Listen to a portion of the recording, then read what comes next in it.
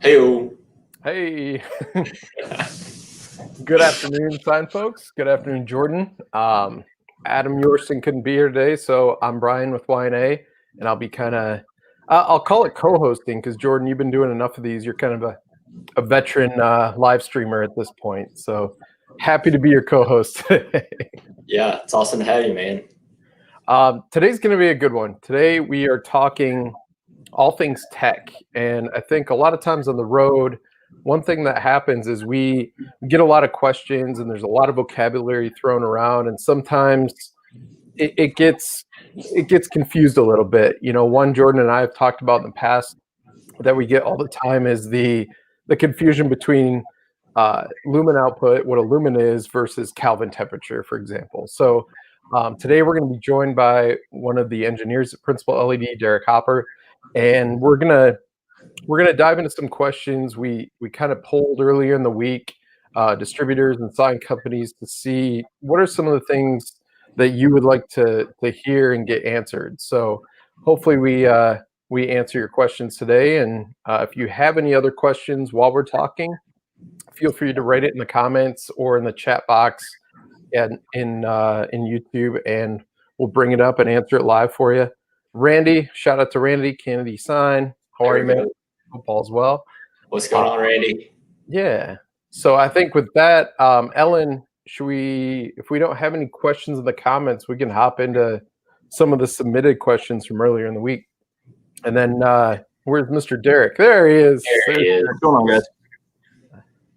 So we got two guys live from lovely, beautiful San Angelo, Texas, and one guy up in Iowa. I apologize if it goes in and out, but my internet's been kind of shoddy since we had our land hurricane up here. So we'll do our best.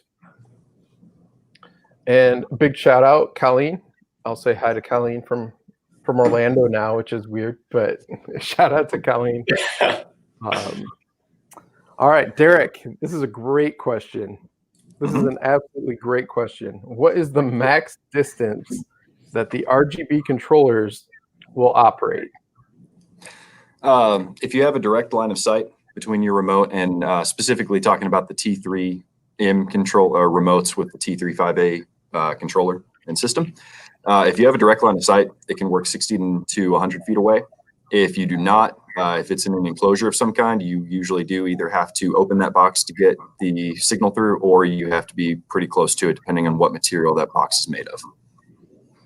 So yeah, if you put it behind like a brick structure to hide it or whatever, I mean, that drops dramatically or drastically. Correct. And you know, that's a good, if you do have any questions when you're doing your install about best practices as far as where to put that kind of stuff, we're happy to answer those questions. You know, we'll kind of take you through, you know, where do you have in mind? Is it going to be, like Brian said, is it going to be behind a brick wall where you can run it to a location inside the building that you have access to, or is it going to be up on a roof in some kind of NEMA enclosure? Those are things that it's best to ask before you actually get up there. That way we can help you come up with a solution to be able to control it easily for you and your customer ahead of time. And I think it's a good thing to mention here too with our controller. Our controller is for basic operations. You know, it's not meant to, you know, do a whole live performance, like a stage performance and make lights dance. It's a very basic controller, which is why we have partnered with Crotech, who is out in Las Vegas, and they actually use our system with their system to do more advanced stuff. So that's one thing too, is we'll coordinate that with Crotech and the customer, and we'll make things happen that way if it's a little more advanced. But our controller, definitely for like basic set of channel letters, it's not up on a high rise somewhere. So.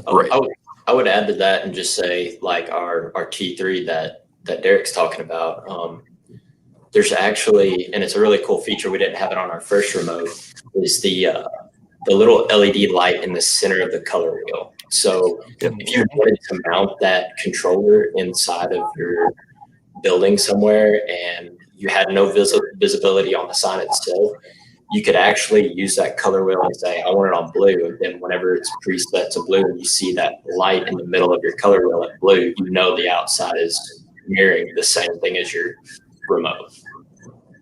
Exactly. Perfect. All right. Let's see. All right, Ellen, what else we got here? How long do our LEDs last? This is always a fun question because there's so many factors involved in the answer to this question. Obviously, Derek, Jordan, you guys can go into more depth on it, but I don't know if there's a precise answer. I remember years and years ago, there used to be advertisements for LED companies that would say, X amount of years, these are guaranteed to last 7 years. And it's like, how do you determine that? I mean, there's heat, there's where it's located, there's voltage, all these different factors into it. How do you answer that question, Derek? So, I mean, you kind of nailed it on the head. It's all in how you run it and how you build it. So to give you an idea, a lot of you out in the industry have probably seen an LM79 and an LM80 report or heard those terms passed around. The LM79 is going to be more focused towards the technical information as far as how bright a module is. So that's going to be more focused on the performance based around a full module or light tape, whatever the case may be. The LM80 is going to focus specifically on the LED diode itself. So before it's put into a module with resistors or anything, they test it at typically 3 different temperatures at 60 C, 80 C, and then 105. And it's exactly like Brian said, to kind of create a baseline and give you as many different variable options possible. They run it at a maximum current and wattage that they can. So if you can do 60 milliamps on that LED to hit max power, max brightness, that's what they do it at. They try to create, the third-party labs that do this try to create a worst-case scenario for that LED and push it to the limit. And then from there, what they do is called a T21 or L70 test. They're more or less the same. And what it is they'll hook it up max temperature, whether it's the 60, 80, or 105, run it at max current, and then they'll just start running it. And then they'll check back in every 1,000 hours. So you have a test point at 0, 1,000 hours, 2,000, 3,000, 4,000. And then depending on what you're paying for, what you're testing it to, you can either go to 6,000 hours or 9,000. And when you see people out there, or when you see advertisements online or spec sheets talking about the 50,000 hour lifespan of an LED or anything of that nature, what that's talking about is it's not saying that in 50,000 hours that LED just stops working. That is the amount of time it takes for the LED to drop to 70% of its initial brightness. So if your LED was 100 lumens at 0 hours, the 50,000 is just telling you at that time point it's dropped to 70% of its output. So it's kind of like it's like a flashlight when your battery starts to die. Correct. Starts to dim down. Yep. And I was going to say, when you do the testing, you have like the graph, the light degradation graph, right? Mm-hmm. Essentially that shows you that visual of where it's at. Okay. Right. And that's all it is. So now to speak to, principle side of things, as I mentioned, when they do that test, it's to the worst case scenario. So high temperatures and max current. All of principal LED's modules, we underdrive. And that even puts more lifespan into it. So if it's being tested at 60 milliamps, a lot of our stuff, because we have high efficiency LEDs and we have a little bit of wiggle room to combat, voltage drop, things like that, it lets us say, yeah, on paper at 105 C, we may only be getting, I say only, you're getting 50,000 hours. 60 C, you're getting over 100,000, and then anywhere in between is great, but that's under max worst case scenario. Ours are going to typically last much longer than that because we're driving it at 50 to 60% of what it can take. Yeah. Gotcha. All right. And to that as well, LEDs never die, correct? I mean, they just fade to lower and lower lumen outputs over time, essentially. Yeah. Gotcha. All right. That was a good question. What else we got here? So what are watts, efficacy, and intensity, and how do they factor into project costs?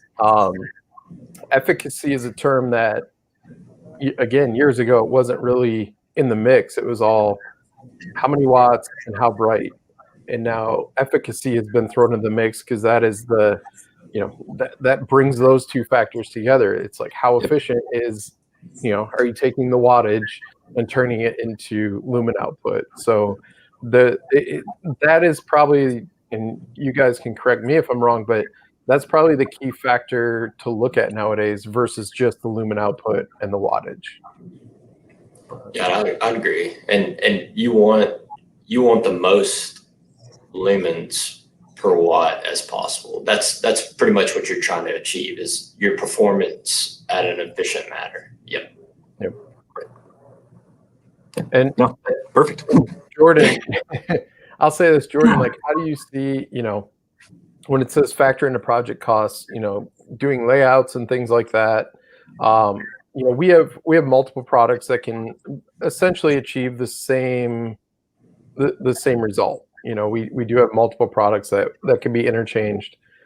Do you ever look at things like that as far as, how to do some cost savings, even though you can get the same result? How does that play into how something gets laid out? Yeah, I think it mainly depends on your lumen output on your module. So, I can get away with 2 rows of QuickMod 2 in a sign, or I can do 1 row of QuickMod 3. So you can pretty much, based on your lumens and what the sign application is, you can save money by kind of factoring in which one makes more sense to add 2 rows at this cost or 1 row at another cost, which is a little bit higher, but that's probably what I look at the most. Yeah, and I'd piggyback on that by saying that when if you're trying to make it a factor of your efficacy, you could take heavyweight versus QuickMod 3. Yeah. Output-wise, those are very comparable, but because the efficacy of that LED that we use on the QuickMod is higher than it is on the Street Fighter, their output is the same, but you're running QuickMod 3 at 1.2 watts per mod and heavyweight at 1.32. So yeah, you're getting similar outputs, but because you're driving them less, you're getting more on that power supply and potentially driving your total system cost for that sign down. Perfect. So yeah, I mean, in some cases, it is the difference between having to add another driver or not. So, Gotcha. Let's see, Ellen, what else we got here? What is voltage drop, and how can it affect my lighting project, especially when running wire longer distances? It's a great question. I think voltage drop is also a factor that some companies, pay a lot of attention to. Like I know it's a big factor for us. That's why we don't run everything at the highest capacity it can go for these exact reasons. But when running, wire long distances, it makes a huge, huge difference. But I'll let you jump into the specifics on it. So voltage drop is more prevalent when you're talking about DC current, which all of our products and all of our competitors' products, same thing. So 12, 24 volt, you run into it. A big part of it that plays into it is if you have a 60 watt driver, a lot of your voltage drop isn't always going to be focused on your gauge, but a combination of the gauge wire you're using to run between the power supply and the LEDs, as well as how many LEDs are loaded on that power supply. If you have that 60 watt loaded to 60 watts, you may only make it 30 feet with 18 gauge wire before you start to lose enough voltage that you'd visibly be able to see it. The difference in output between the LEDs that are 30 feet away versus the ones wired up to another power supply that are 5 feet away.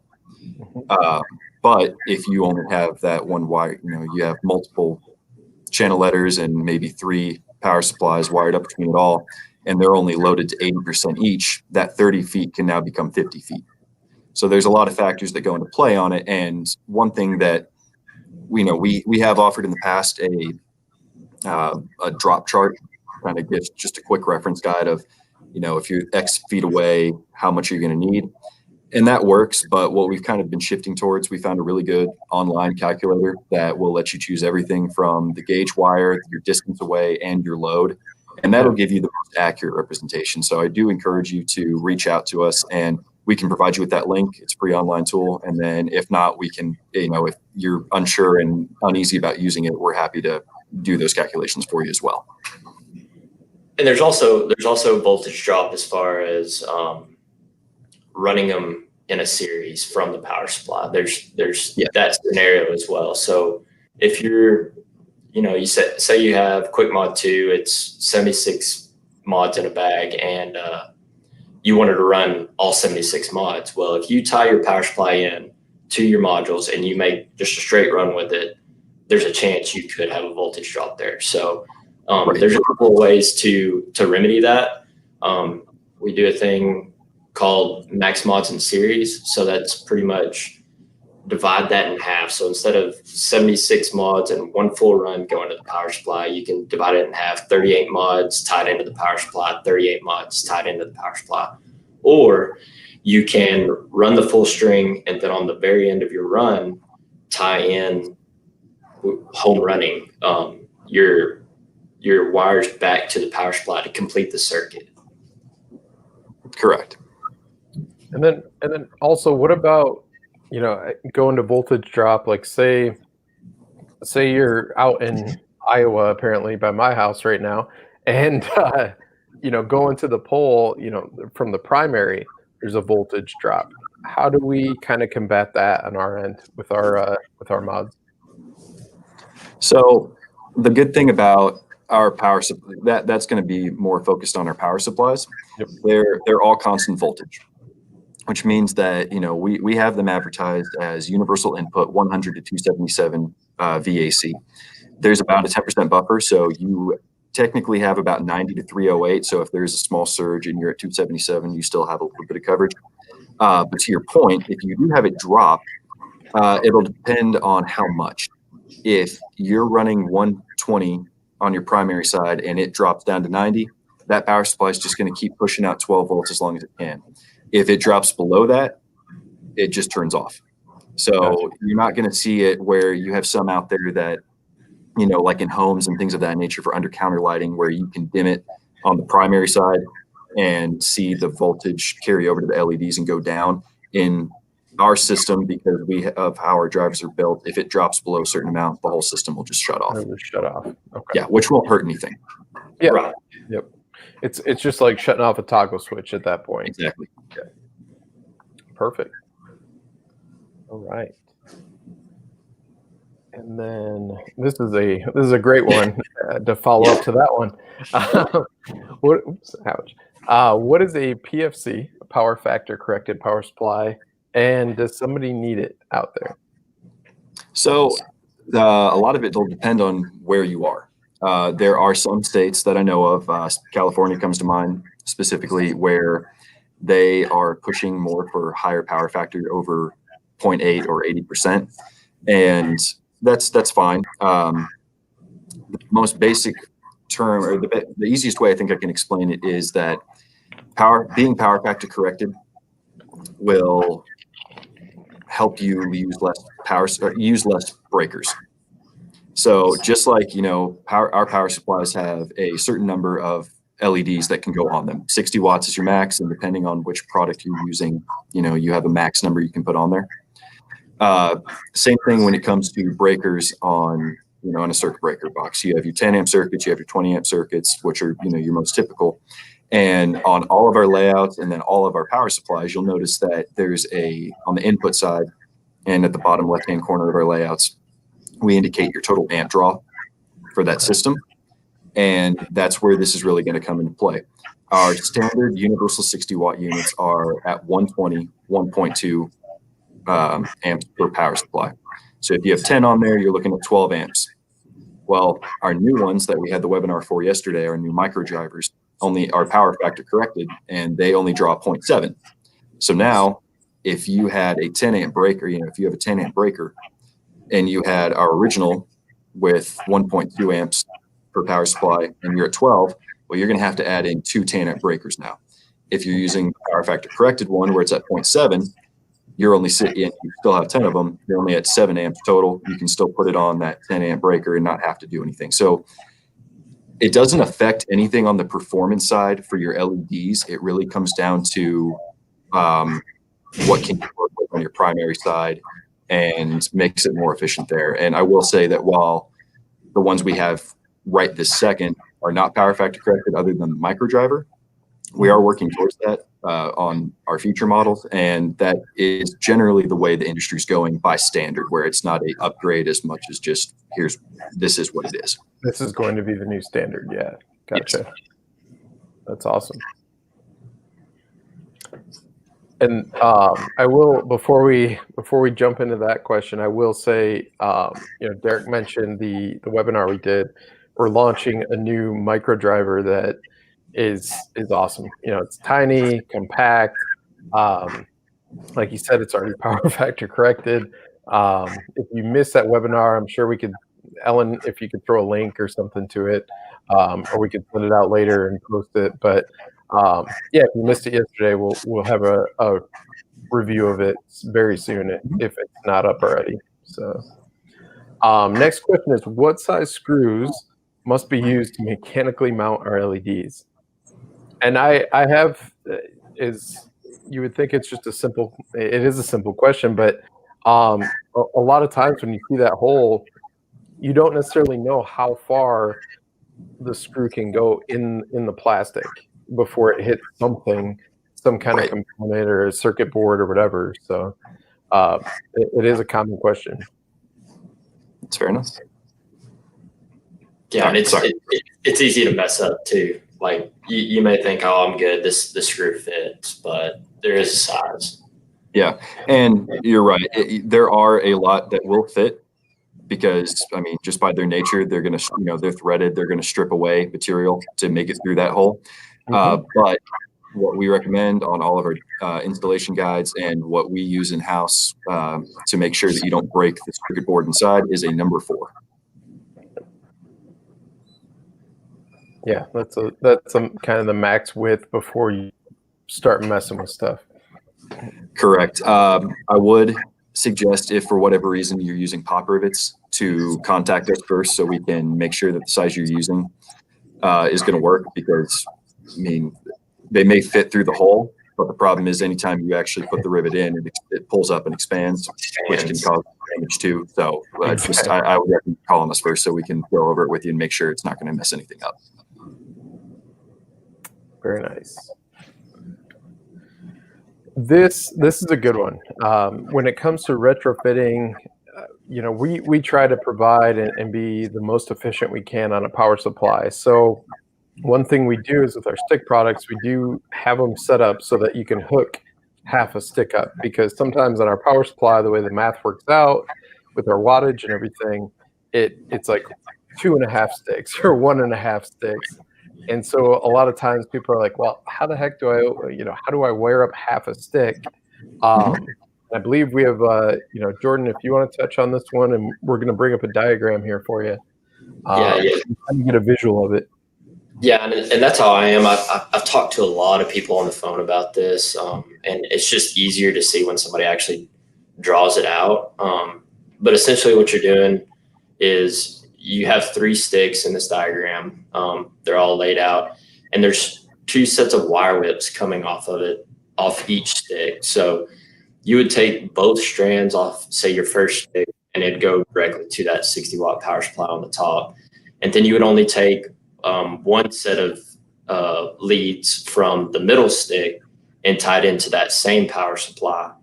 And then you would mirror that on the power supply below if you had a total of 3 sticks for the application. So whenever you see in our spec sheets, it says, hey, you can put 2.5 of these sticks.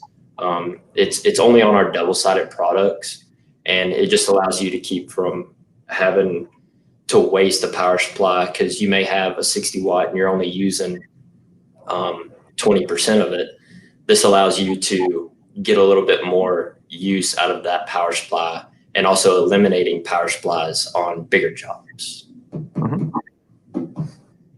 I would point out that not all of our sticks can be split. So if you get, like Jordan said, if it says it in the data sheet, you're good to go. But if you check the data sheet and it doesn't say it, and you get a stick that has both sides wired into 1 whip, please don't try to splice that and make it work. Yes, exactly. And 24 volt, I don't think we can do any of this type of No. stuff. Exactly. Not yet. With our current, with the Pinnacle 24 and the Tap Out 24, that won't be doable. Right. We have a question here from Mr. Matt Smith. Shout out to Matt. Is it okay to load a power supply 100% to 100% capacity and wattage? And with ours, yes, but I'll let you explain why. Yeah. No, I mean, there's not much. Yes. Our power supplies in all of the data sheets that we have online, most of the time, there are a few of the products that load it up to 100%, and that's still okay. Most of them have a bit of a protection before you go into hiccup mode. That said, please don't push it. If your whole signs need 82 mods and you're just those 2 mods short, don't try to put those last 2 on there because you think you got the room. Just go ahead and, try to play it safe, get 2 on there and split it up. Yeah, because it may work, but when you leave that job site a week later, it may not be working anymore. Exactly. Yep. And that's the I mean, you're already getting more with ours anyway, because we say you can load them right up. And with our smart packaging, it's like, hey, whatever's in that bag of mods, that's what belongs on that driver. Like you said, don't push it and try to throw an extra couple on there. But I think, that's something to be said about our power supplies is we can load them up 100%. The fact that we can say yes to that versus kind of the industry standard's always been, hey, back it off to 85 or 83%. It says a lot about the efficiency of them. So good question, Matt. Thank you.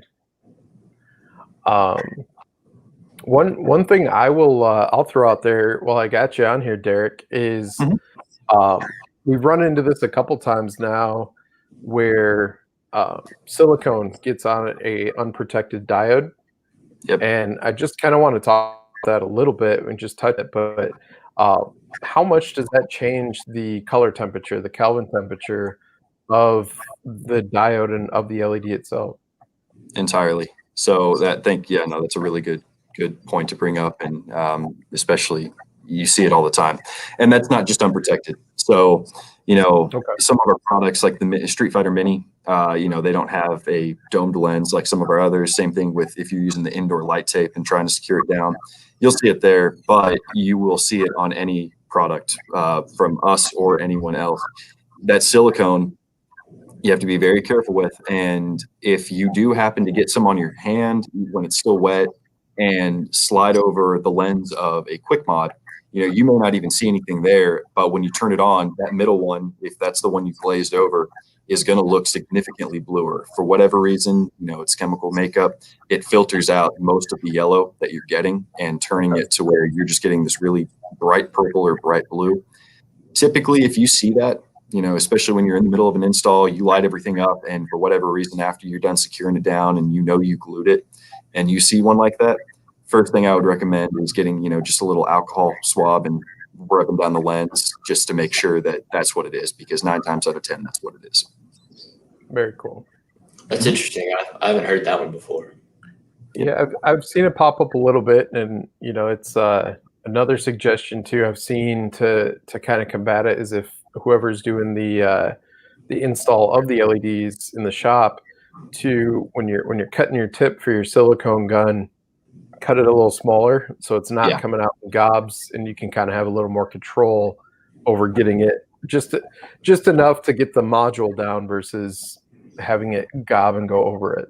So. Right, because that's usually the most recent picture I've had submitted, asking about it was they were using, it was a small channel letter that they couldn't really get their hands too well, and it was with the Mini, and they were just kind of going through and putting gobs down, like you said, to get it in there and going back on and pushing it down. Well, them pushing it down, there was enough, it was coming up and over, hitting the diode, or it might hit their thumb, and then they'd carry it to the next one they push down. So it just kind of spirals. So definitely, as small as you can on that silicone to make sure that you have control.